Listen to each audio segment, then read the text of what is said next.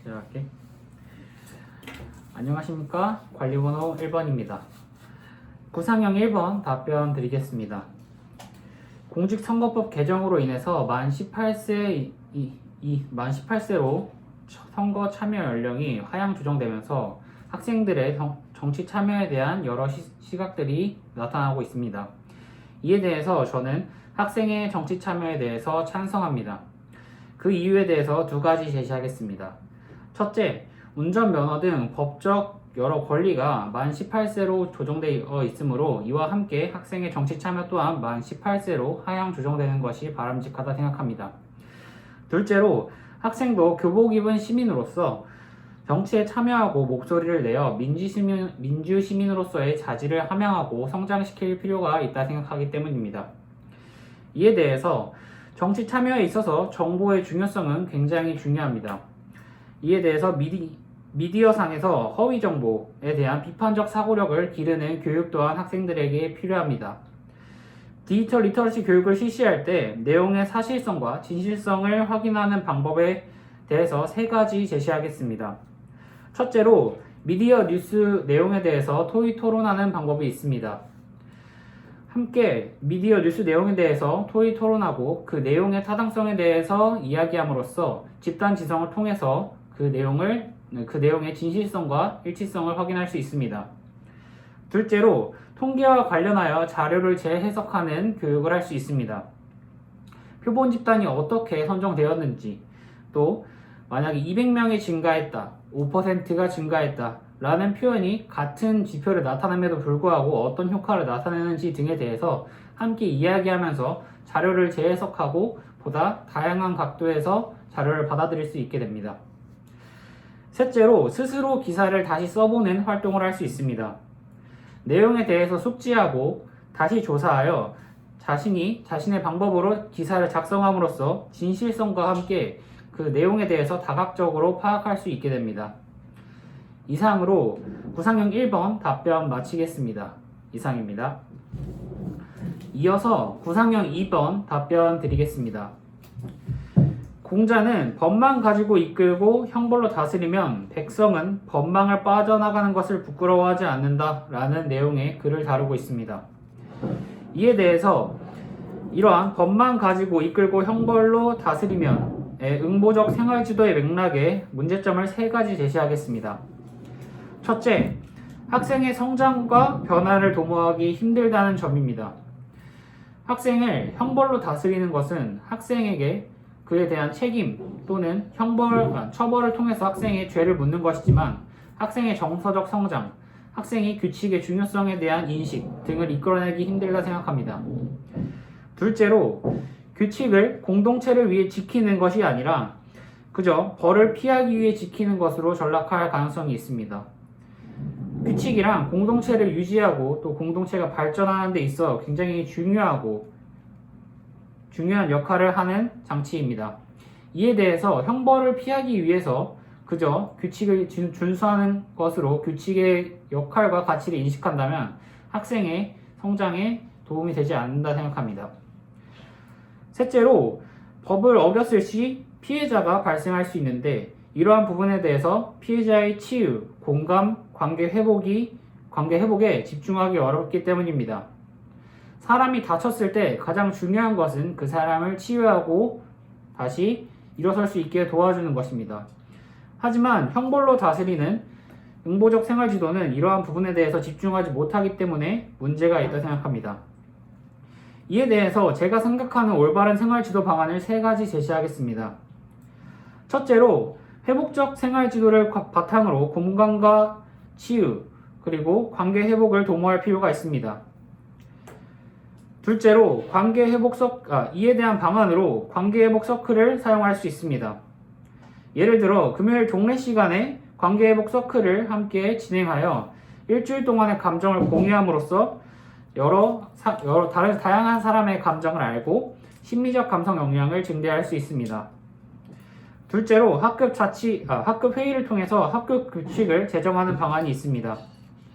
규칙을 스스로 제정함으로써 학생들이 자율적으로 규칙을 설정하고 또 이에 대한 처벌도 설정함으로써 자신들의 규칙에 대한 중요성과 함께 역할을 진지하게 인식할 수 있습니다. 셋째로 교사가 솔선수범하는 방안이 있습니다. 공자가 덕으로 인도하고 라고 말했듯이 교사가 솔선수범하여 규칙을 준수하고 규칙의 중요성을 학생들에게 보여줌으로써 학생들은 공동체에서 규칙의 역할을 인식하고 이를 통해서 공동체 역량을 증가시킬 수 있을 거라 생각합니다. 이상으로 구상형 2번 답변 마치겠습니다. 이상입니다. 즉답형 1번 잠시 생각해보고 답변 드리겠습니다.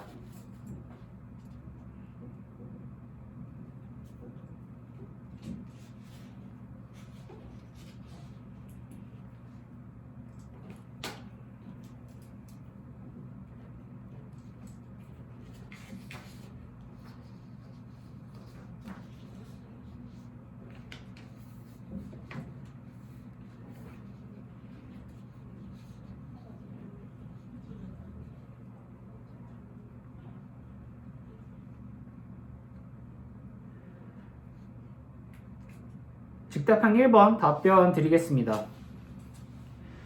제가 김교사라면 이 연수에 참여하겠습니다. 참여하는 이유로는 첫째, 교직원 연수를 통해서 자신이 배울 연수가 필요 없다 생각하였으나 그 안에서 어떤 것을 배울지는 정확히 알 수 없기 때문에 저는 궁금증과 호기심을 가지고 연수에 참여할 것 같습니다. 둘째로, 연수를 통해서 그 연수에서 가르치는 인지적 내용들도 함께 배울 수 있지만 다양한 동료 교사와 함께 연수를 참여함으로써 같은 교사로서 협동심을 느끼고 함께 다양한 교육에 대한 이야기를 나눌 수 있기 때문에 참여하고 싶습니다.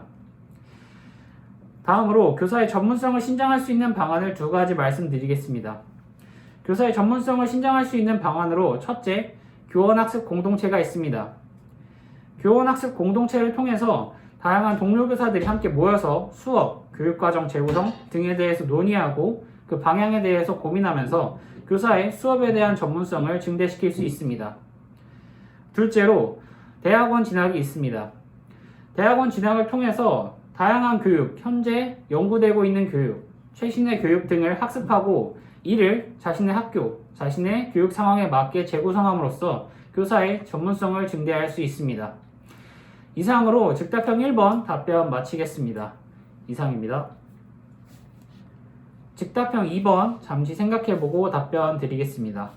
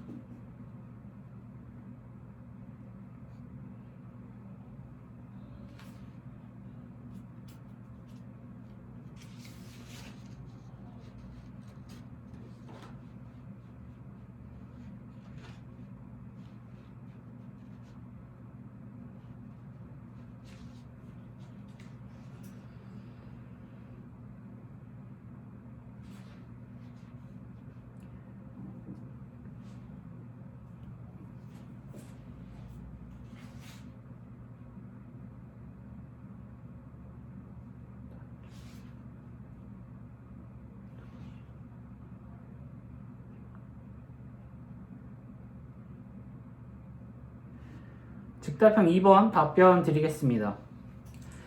교사의 옷차림에 대해서 저는 편한 복장을 입으나 단정하게 입어야 한다고 생각합니다. 편한 복장을 통해서 학생들에게 이 이유에 대해서 두 가지 제시하겠습니다. 첫째로, 편한 복장을 통해서 학생들에게 보다 친근하게 다가갈 수 있고 이를 통해서 학생들과 래포를 형성하는 등의 신뢰관계를 형성할 수 있기 때문입니다. 둘째로, 편한 복장을 통해서 교사는 다른 업무가 아니라 자신의 본연의 업무, 수업 등에 더욱더 집중할 수 있습니다. 항상 옷차림에 대해서 신경을 쓰고 다음에 정장과 같은 옷은 신경을 많이 쓰게 하기 때문에 교사의 업무에 대해서 지장을 줄 수 있습니다. 이에 대해서 교사가 편한 복장으로서 수업을 하고 업무를 진행함으로써 자신의 업무에 보다 집중하고 편안한 상태로 업무에 임하여 업무 효율성을 증대시킬 수 있습니다. 이상으로 즉답형 2번 답변 마치겠습니다. 이상입니다. 즉답형 3번 잠시 생각해보고 답변 드리겠습니다.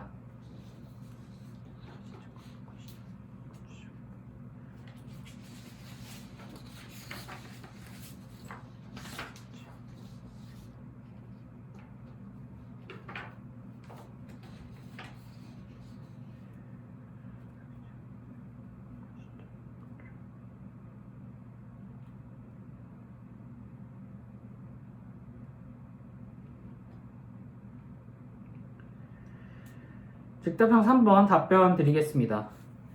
교원의 사기 진작과 교권 신장을 위한 구체적인 방안을 3가지 제시하겠습니다. 첫째로, 교원의 사기 진작을 위해서 우수 수업 사례 또는 우수 생활지도 사례집을 발간하여 교사들에게 배포할 필요가 있습니다. 이를 통해서 교원들이 우수한 생활지도, 우수한 사례들을 접하고 이를 모방 또는 재구성하여 실행함으로써 교사의 사기를 진작할 수 있습니다. 둘째로, 교권 신장을 위해서 교권을 침해당했을 때 교사가 어떻게 대처해야 할지 안내하는 연수를 진행할 필요가 있습니다. 학생의 생활지도, 학생의 수업 등에서 교권 침해가 언제든 일어날 수 있습니다. 이에 대해서 교권을 침해당했을 때 교사가 어떻게 대처해야 될지, 또 어떠한 행동을 할 수 있을지에 대해서 연수함을 통해서 교사의 대처 능력을 증가시켜 교권을 신장할 수 있습니다. 셋째로, 교권 신장을 위해서 교원학습 공동체를 운영하는 방안이 있습니다. 다양한 사례에 대해서 교원학습 공동체에서 다루어 보고 이에 대해서 자신이라면 어떻게 대처하겠다, 자신이라면 어떻게 하겠다 등을 논의함으로써 동료교사들끼리 협동심을 증대시켜 교권을 신장시킬 수 있습니다. 이와 더불어 교사 간의 협력적 분위기를 통해서 사기 진작을 도모할 수도 있습니다. 이상으로 즉답형 3번 답변 마치겠습니다. 이상입니다.